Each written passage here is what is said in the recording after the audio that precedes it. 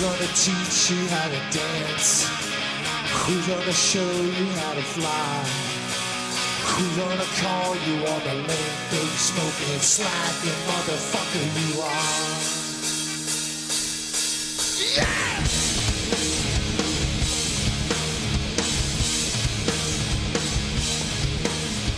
Who's gonna get you from behind? Hello. Hello. It's your second time here in Slovenia.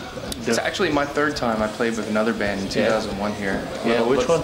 A little side band I had at the time called the Atomic Bitchwax. Yeah. And I played there.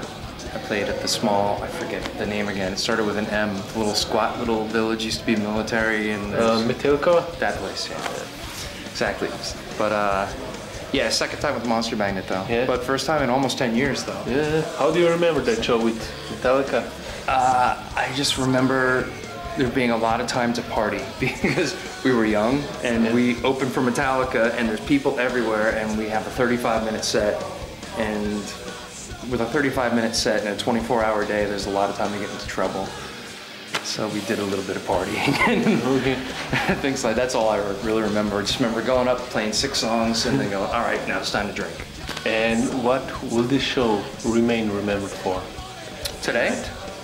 I had a great time. I really dug the crowd. The crowd, there was actually a barrier for the photo, for the photographers, but it was very narrow. So the crowd was really right there and people pushed forward. And really, really good crowd and really beautiful ladies too. I couldn't help but notice that. Just, my God, everybody was very into it. And it sounded great on stage. The local crew here were fantastic. And I'd come back here in a second, play again, you know. It is said that Four-Way Diablo is a rockadelic ride. What kind of elements? Rockadelic? Yeah. Wow, okay. What kind of elements would you say combine the nowadays Monster Magnet sound? Well, you mean on the record or live? Yeah. On the record, it's, well, there's a lot of garage rock songs. But there's also, we did a Stones cover, you know, and that's kind of garagey too, because we used old Japanese fuzz pedals. And there's still like a song like Cyclone. It's still like a Dopes to Infinity kind of feel. That song to me feels like it could have been on that record. So I think it's a little bit of everything. It still sounds like Monster Magnet, but I think there's a little bit more garage rock and a little bit more psych involved in that record. The new record is also an instrumental, some kind of Eastern-oriented Freeze and song. Pixelate, yeah. That I love that. I would love to play that song live. We just couldn't figure out a place to put it in the set. If I had a guitar here, I'd play it right now. Yeah. But if I would have, before the shows, I always walk around with a guitar all day. So if I would have seen you and done this before the show, I would have been playing guitar the whole time right now. So I feel awkward without having a guitar in my hands. Yeah. So. Is it possible to have more of that sound on the following record? Oh yeah. Well, we touched upon that sound with Cage Around the Sun, with the sitars and things, and yeah, over the years we always touch upon that kind of thing.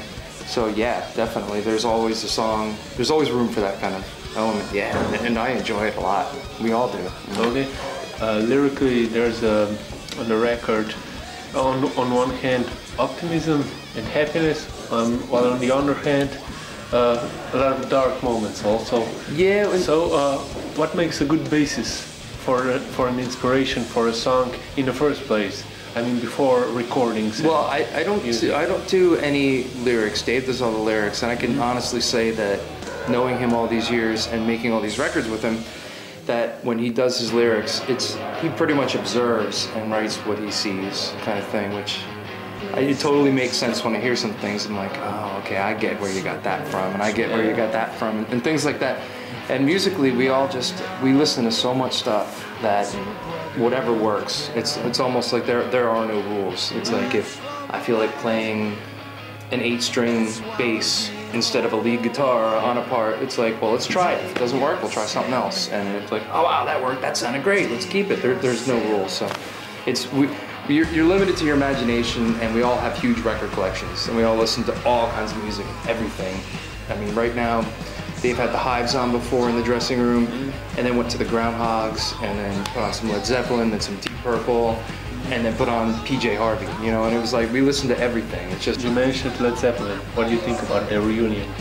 I was in London when they did it, and I wanted to go, and I couldn't get there. And then I saw pictures of the front row, and it was like Jeff Beck, Alice Cooper, David Gilmour, Eric Clapton, all these guys like sitting in the front row. And I was like, oh my God. And I saw some bootlegs of it, and I wished I was there, but you know. We played a show a few years ago, a festival with Page and Plant, when they got back together, and it was fantastic. And Robert Plant came in our dressing room, and it was like, we went on right before them, and he was like, oh my God, you guys are fucking loud, that was great. I went to go do a guitar change, hand my guitar up and get another one, Robert Plant standing right next to my guitar tech. I was like, oh my God, what the hell? I've been listening to Zeppelin since I was like 3 years old, you know? It's just like, holy shit. And then he comes in our dressing room and he hangs out and he's just like, man, that was a great set, you guys are fucking loud, that's really, really cool. You know, and talking about the old days, like, yeah, when I was in my first band and I bought a PA and I had this and all, and it's, fuck, man. It's amazing, you know, that you get to meet people like this. And